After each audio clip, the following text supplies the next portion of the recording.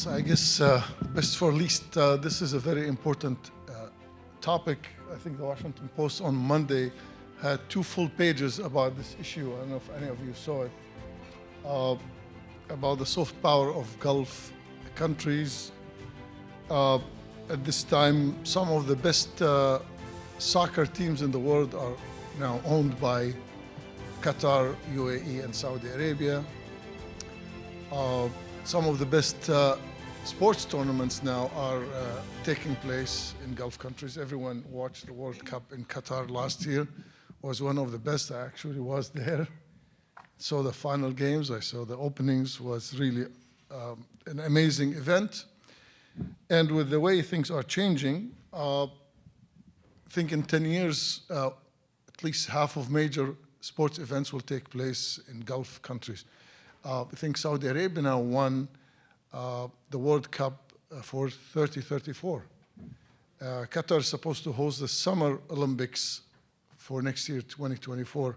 So we can see the big shift, these games, with also many of these important events. There are also social events, concerts. You know, one time, an Arab writer in Lebanon wrote about how Abdel Nasser was ruling Egypt. He used to control the youth with Al-Ahli and Zamalek, the two number 1, number 2 football teams or soccer teams. And the middle-aged and elderlies were busy watching Kulthum, the singer, like for 2 hours. He actually called it the Arab opium. So Gulf countries have a large population of young. I think half of the population is under the age of 18. So you need to keep them busy. And I think not only the economics of this, I think what we're beginning to see is intersection of geography, politics, and economics shaping sports and other social events.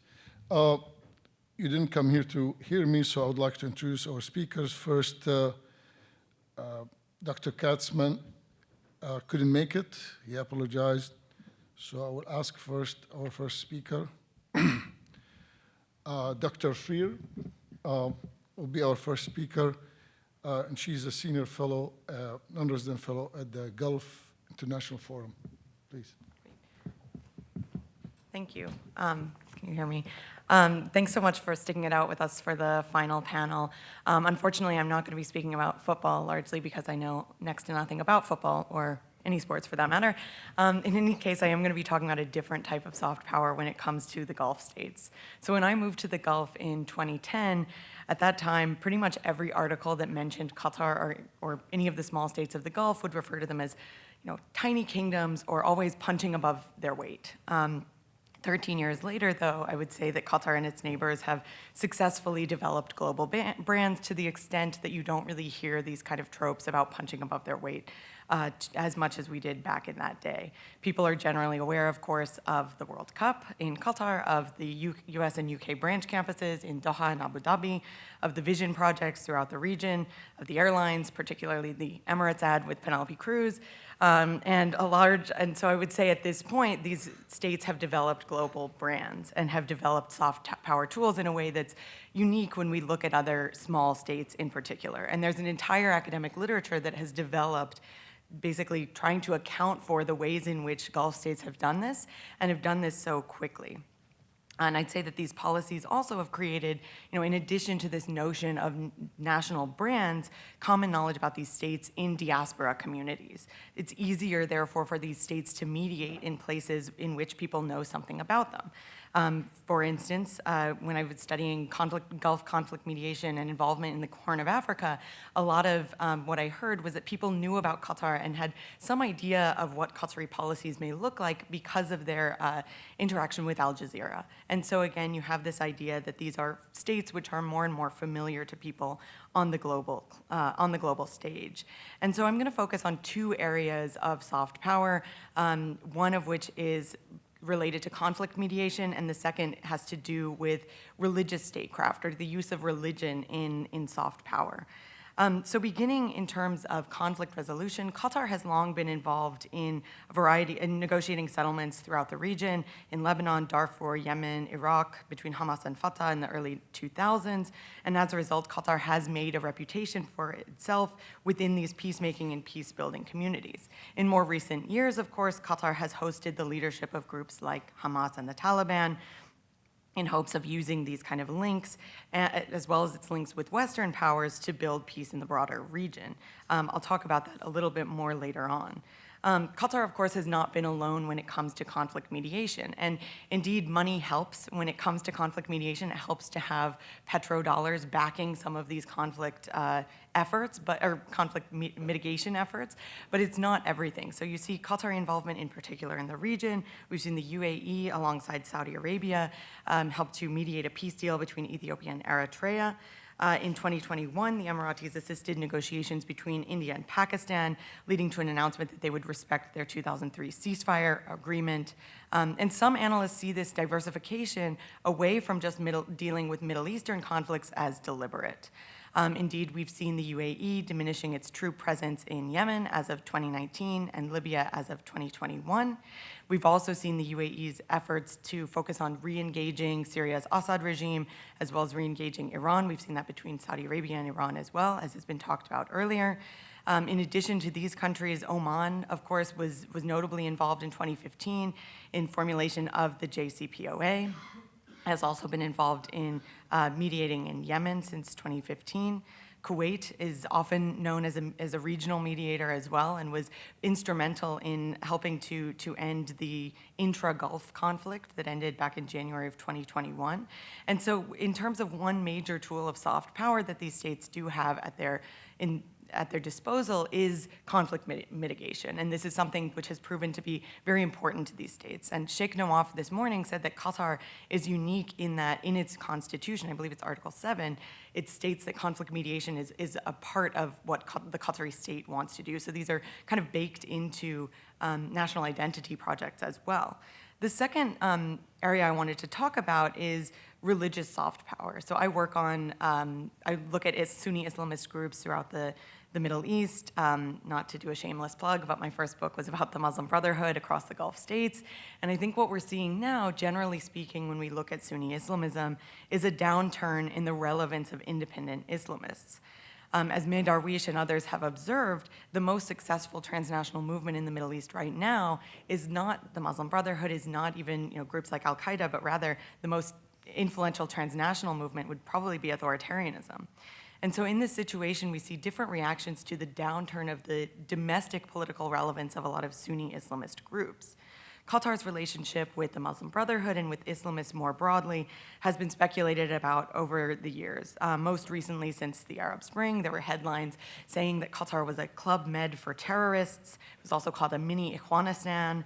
One Kuwaiti journalist posited that the Muslim Brotherhood was to Qatar, quote, what nuclear weapons are to North Korea, end quote.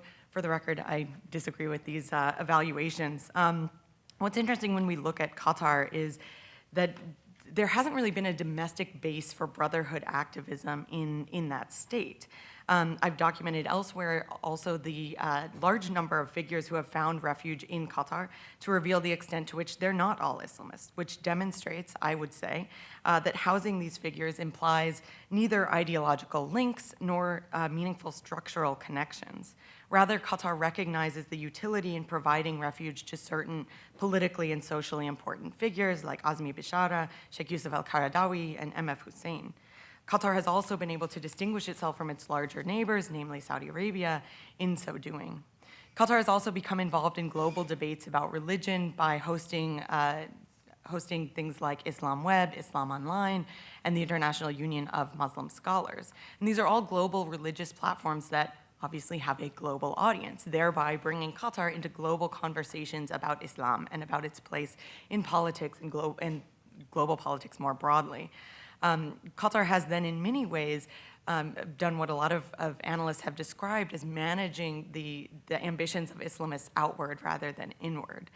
And indeed, independent Islamists have never politically threatened the Qatari government. And so we've seen a willingness to engage with them at home and abroad, at least to a certain extent. And when I've asked representatives of Qatar's Ministry of Foreign Affairs specifically about the state's perceived support of the Muslim Brotherhood and other Islamist movements, they've always responded that it's not possible for a nation state to have any type of principled or institutionalized relationship with a non-state entity. And therefore, any support for individuals or for individual groups are based on perceptions of state interests rather than on ideological consideration. One reason I think that Qatar has been linked to Islamism is this desire to maintain leverage, hence its hosting of groups, as I mentioned before, like Hamas and the Taliban. Importantly, it's not constrained by the same counterterrorism legislation that we have here in the States from dealing with these types of groups. And as a result, Qatar's roster of contacts includes state and non-state actors, and many of the most powerful non-state actors in the region happen to be Islamists, leading to fear since the Arab Spring in particular that Qatar backs Islamist causes rather than hosting various groups as a means of advancing its own interests, and also recognizing the role of religion on the global stage kind of more broadly when it comes to politics. So this, I would say, is a different type of soft power. This is different from conflict mediation. This is different from hosting sporting events. This has to do with projecting a certain type of brand related to religion and also related to nation state. I would say, and I'll end with this, I would say that when we look at other states in the region, like Saudi Arabia and the UAE, they're also using, I would say, religious soft power. We hear a lot of conversation about what's often referred to as moderate Islam. And for his part, Saudi Crown Prince Mohammed bin Salman has been very vocal about his intentions to, in his words, quote, revert what we followed, a moderate Islam open to the world and all religions, end quote. So he has proclaimed that no one can define Wahhabism, which has previously been kind of described as the state religion of Saudi Arabia, and yet is talking about embracing a more moderate, I would say apolitical Islam, which can also be used to further interfaith dialogue and further international ambitions as well.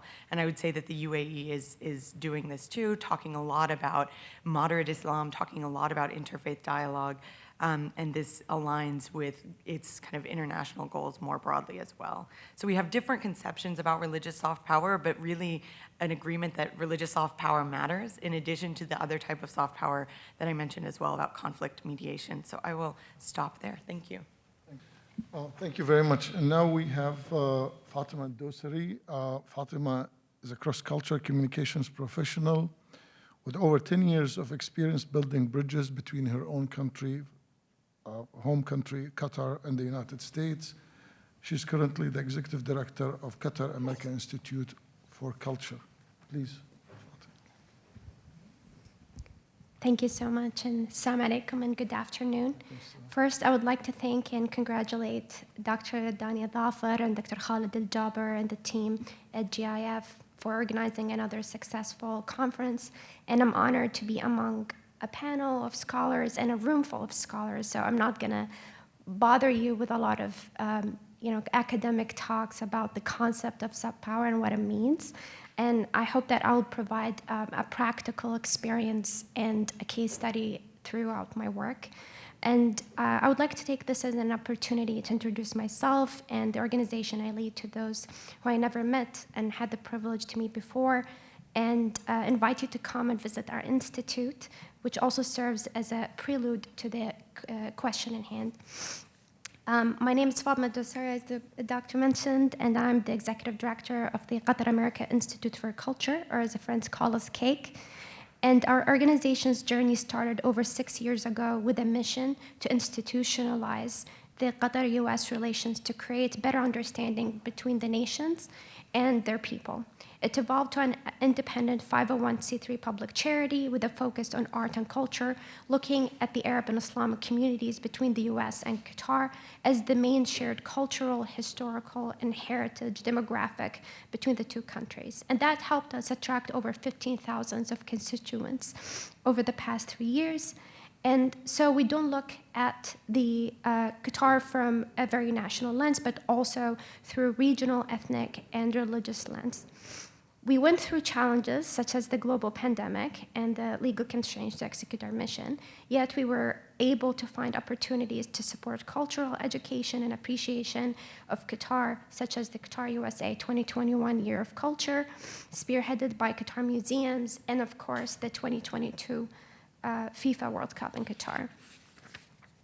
Now, I appreciate the concept of the intersection and long-term thinking about the kind of the merge between sports, cultural diplomacy, or cultural industries, and mediation. And this reminds me of Qatar's 2030 vision and the intersection of its pillars, which focus on human, social, economic, and environmental development, which have been accelerated through mega initiatives related to sports like the World Cup, diplomacy like conflict mediation, and resolution, and cultural initiatives like the Years of Culture program.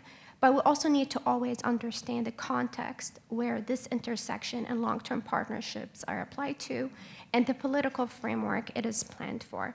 Reflecting on my experience in the cultural industry, especially in the context of the 2022 World Cup, I'm reminded of the words of Joseph Nye, who profoundly stated that soft power lies in the ability to attract and persuade. The World Cup was a meeting of cultures and a celebration of diversity and a testament to the unifying power of sports. From the emblem and La'ib, the mascot of the 2022 World Cup, to the official posters designed by the female Qatari VCUQ alum artist Buthain al-Muftah, to the opening with Ghanem al-Muftah and Morgan Freeman with verses from the Quran, to the end words by the Palestinian poet Tamim al-Barghouthi and Lionel Messi adorned with the Bisht. It was an inclusive and diverse platform for cultural interaction and understanding, showcasing Arab and Islamic culture from the start to the end.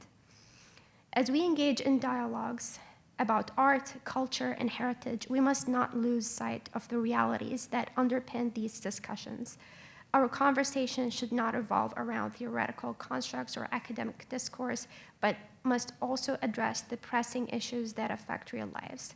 The journey towards bridging the cultural gap between East and West does not culminate with a single event. It is a continuous, evolving process that requires sustained engagement and mutual respect. So we always think of the question, have we won the hearts and the minds of Western audiences? I think this question should be more about the role that institutions in the culture industry play and how they measure their success. Because success in the cultural diplomacy is not measured in absolutes, but in moments of connection, in instances where a piece of art or a film or a sporting event sparks curiosity, empathy, and understanding. It is where an individual feels that they belong. So the World Cup in Qatar, cultural festivals that we hold at Cake, and various dialogues have laid the groundwork for this success. They have ignited conversations, built relationships, and opened avenues for deeper, more meaningful collaboration. This always reminds me that the journey of cultural diplomacy is a marathon, it's not a sprint. So it requires patience, persistence, and passion. And with that, I want to thank you again for joining us this afternoon. Thank you, Fatima. And now we have with us Dr. Khalifa Suwaidi. Dr. Suwaidi is a research fellow at Anwar Gargash Diplomatic Academy. Prior to joining the academy, Dr. Suwaidi was a researcher at the Supreme Council for National Security and recently published a book titled The UAE After the Arab Spring. I think he's with us right there. Dr. Suwaidi. Yes, hi, good evening, from where I am. Thank you for the introduction and thank you for the kind words. Basically, I'll try to be as concise and I hope I can speak with the same level of eloquence that my fellow panelists had already, managed to dazzle us with. Basically, my bit here talks about soft power tools and how we can sort of incorporate that into our toolkit as Gulf states in order to kind of bridge the gap between ourselves and the West. And what I wanted to kind of address is the fact that people-to-people communication is often missing. I think, or at the very least, lacking. And I find that that the discussions of that go beyond mere technical cooperation between states and between, let's say, the GCC, not as a monolithic bloc, but more as GCC member states and the West, their Western counterparts, often focus on, I would say, technical areas of cooperation. And in my day-to-day duties at the academy, I work also on covering EU affairs and how they kind of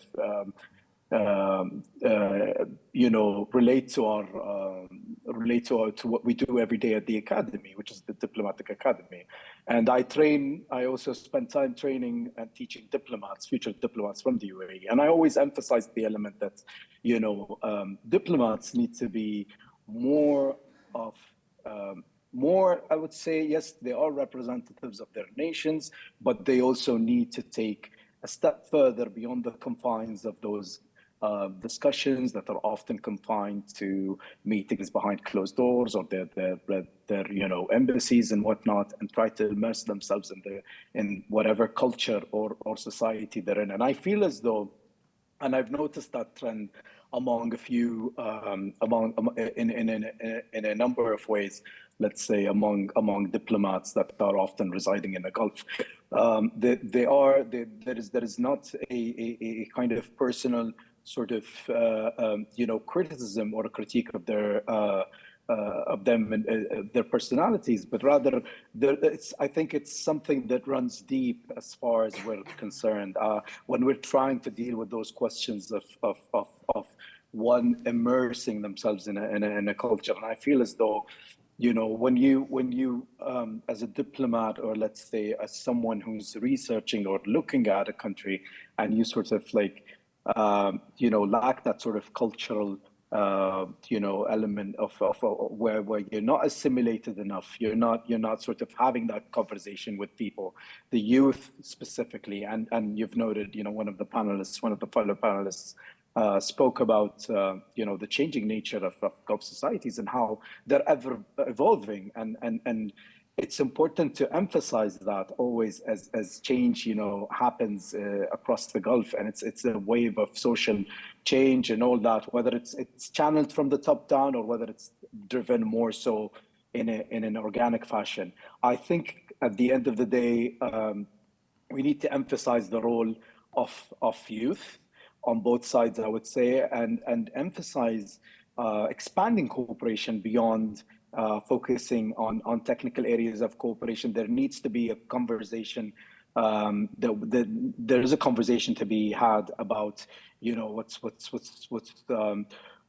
happening right now in Gaza, for instance. We need to bring those different voices together and engage in a debate where we would be, for lack of a better word, bridging not just gaps of understanding, but sort of gaps of information rather, but also amplifying the voices that call for a resolution of conflict and for civilian lives to be protected.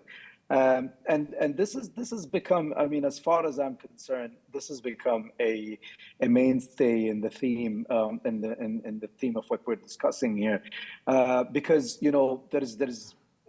it's always great to take part in symposiums and conferences and all that. And while that's great, I'm always interested in what follows after, and I think that's the most important thing, that we, at least as scholars and researchers and all that, we carry a huge weight of responsibility. And at times when dialogue, for instance, is absent, we're the ones, I would say, that we're the ones that need to kind of step up and take responsibility. I think also, like, when speaking broadly about identity in the Gulf and about social change, we need to talk about also the interplay of the political, the economic, and social side of things. And as I, and excuse the shameless plug, as I discussed in my book, there is the interplay of the emerging, let's say, components or the components of the emerging Emirati identity. And those that are sort of in the political side of things, it's rooted in political conservatism, meaning that it's loyal to the states or loyal to the leaders. And it also at the same time maintains that sort of notion of society being open and being liberal. And as one of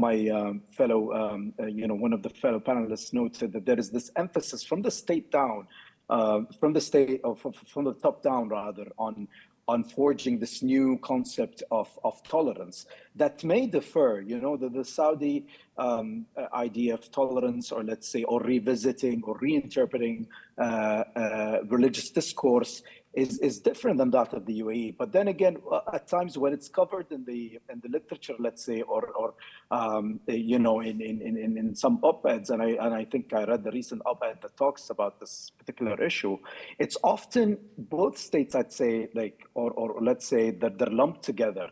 And I think that is something that really limits the scope of inquiry. So we need to take it a step further and be critical when examining those different components of identity, because in the case of the UAE, there's this emphasis on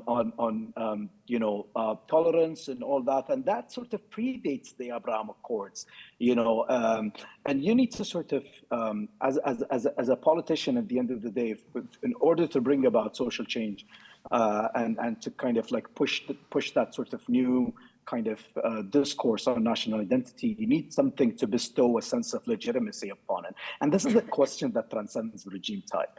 I mean, we could talk about this in the context of liberal democracies. We can talk about this in the context of authoritarian governments and so forth.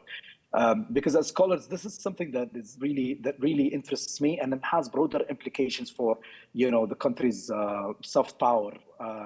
In the sense that sometimes when the UAE normalized, and if one was to kind of normalize the relations with Israel back in 2020, the discourse was that this is a new step on this kind of in this journey to spread values of tolerance and all that.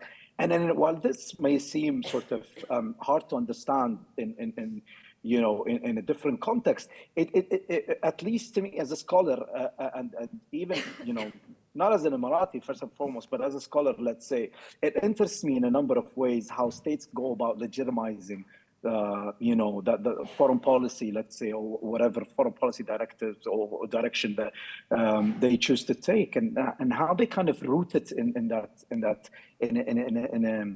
that sort of discourse that sort of transcends the state, and I agree in the sense that it's starting to become more kind of transnational in its nature, and the fervor with which it's being kind of or the zeal with which it's kind of being disseminated and spread this thinking. But I do believe at the same time that states, yes, do try every day to come up with an ideal formula to survive, and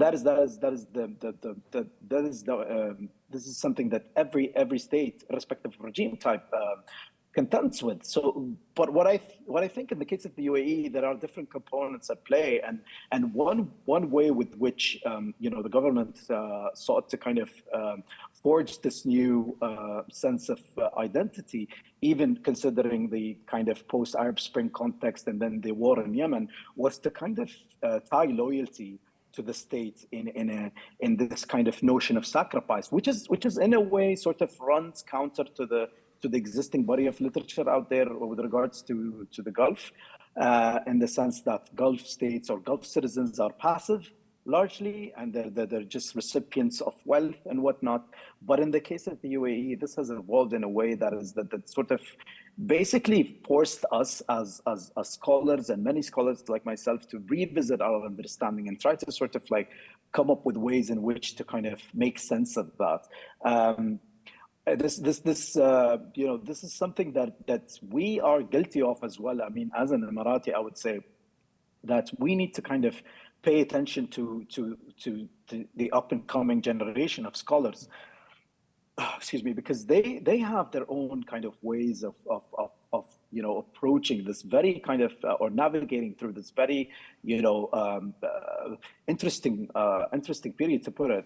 And I would say that at the end of the day, the more dialogue, I would say, to bring this to a close, that more dialogue is needed in order for us to kind of not just to come up with better policies, but for us to have a better understanding of each other beyond those confines. I think that's important because, when looking at social change in the context of the Gulf, there is much, that is written by scholars that are not even, with all due respect, with scholars that are not really immersed, or they're not like actually scholars from the Gulf. And I understand the constraints that that are there. And it's at times it's difficult to be a scholar in these parts, but then at the end of the day, someone has to do it, because at the end of the day, this is what is gonna sort of give us this much needed nuanced understanding of the Gulf and the change that is happening right now, and in many cases at breakneck speed. Instead of having to sort of rely on others to do the thinking on our behalf. So I'll leave it at that. And thank you once again for the opportunity. I'm really grateful, and I'm sorry, if it seemed sort of all over the place. It's past 12 a.m. here, so I'll leave you with that. Thank you, Dr. Khalifa. I'd like to remind you that there are cards in front of you. If you have any questions, please fill them out and bring them right here to me, and we'll ask our panelists. There's a question from Patrick.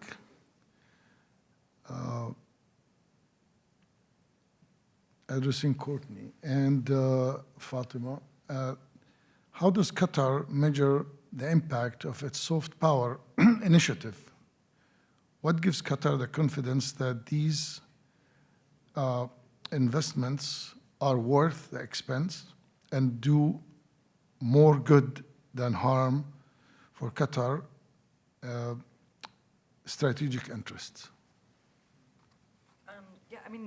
I guess this is tough because there isn't, what is the kind of quantitative metric by which you measure soft power? And what are the ways that you know it, know that it exists? Is it, you could look at the number of times Qatar is mentioned in Western press. You could look at, the number of Qatari products that are on advertised in the West, things like this. I think it's really hard to know. I think one way that I would measure it is this idea of like a brand recognition existing. When I moved to Qatar in 2010, and Qatar won the World Cup bid, I know at this time there was still a ton of questions about what it would look like, how this would work, whether it would work, a lot of doubts and a lot of then spotlight on Qatar thereafter, and rightly so. And I think that since that time, in the intervening 13 years, I think people have more awareness of, where Qatar is. When I moved there, half my family, I think, had no idea where I was. But B, I think also that there's some kind of branding associated with this, that Qatar would be a place where you can have people from around the world come, watch sports, things will be organized well, things will be safe, things will be stable, things like this. So, in terms of not answering the question, I suppose, there is no metric really to know the extent to which these investments are worthwhile. I think what would be more obvious is if they were not working. If all you saw was kind of negative coverage of Qatar, of the World Cup, things like this, then maybe that would be a way to know that this isn't working. But that doesn't mean that it's not still worth doing or worth engaging in and trying to build understanding across different states. Thank you. The other question, I think lots of it centers about the situation now in Gaza. I was with a delegation in Qatar 7 or 8 years ago, and we went with the U.S. charge d'affaires there. And he told us at that time that because Hamas leadership was in Qatar, it made it much easier for us to communicate and send messages, since I think Congress banned officials from being in contact with Hamas, even though I know some members of Congress have met in the past with Hamas leaders. I know Dennis Kucinich did. I know Dana Rohrabacher did. Congressman Nick Ray held it. Congressman Maurice Henshey from New Jersey also met with them in the past. But officials from the embassy did not meet, so they were sending messages, so this was helpful. And he told us at that time, David Keane was with us at that delegation, that it was at the request of the US and it was coordination of the US, because some media outlets attack Qatar for having Hamas without knowing that it's actually been in coordination with the US State Department. The question here is about what extent the war in Gaza and the passive and position of the Saudi Arabia can affect Saudi's projection as the defender of Islam, which is the main theme of this soft power and public diplomacy. I don't think we have a Saudi here to speak. I know if, I mean, this is a question for Saudis to answer. And I think There's a question for Saudis to answer. yeah. But, you know, I mean, it's obvious the Saudis decided not to get in the middle of this, which leaves lots of these responsibilities in Egypt and Qatar. And the US government and even the Israeli government been thanking both countries for their role and their mediation. And I guess Saudi Arabia decided not to play their role. Historically, Saudi Arabia was the center of power in Middle East, together with Egypt. I mean, Syria is marginalized, it's out. Iraq was destroyed, so there's only Egypt as a main power, and the Saudis are not, this is their decision not to play that role. This is my comment here, but I don't know if that's an answer for everybody. There's a question about nationalism in the Gulf countries. Is nationalism stronger in the Gulf countries now post-October 7th? Yeah, Dr. Khalifa. Yes. I would say examining the Arabic language rhetoric is important, and I think there are people who kind of emphasize national sort of what they deem to be national interest, in that case normalization with Israel, that it takes precedence over, you know, taking sides on the war. And you know that morally, I find this personally, if you were to ask me, that I find this a very objectable kind of or a very, very kind of questionable line of reasoning.